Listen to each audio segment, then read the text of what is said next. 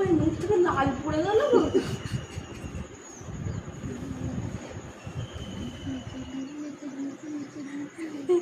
লাল পড়ে গেল থেকে দিয়ে থাক।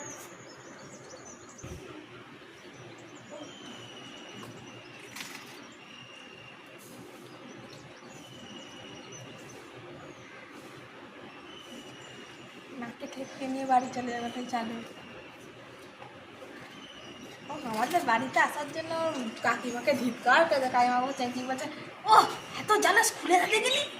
কি বলছে? বলছে খুলে রাখতে গেলি। একটা বিস্কুটও তো মুখে মিলিয়ে গেল, আর একটা দে দেখি। ওরা খেয়ে ওদের গলা দিয়ে নামলো। এই সাবাস। ও একটা লেবু খেয়েছে কখন? একটু সকালবেলা বাবু দিয়ে যায়। সেটা আলাদা। কত বিস্কুট খাবো তা আবার রিতম দাদের বাড়িতে গিয়ে খাবে।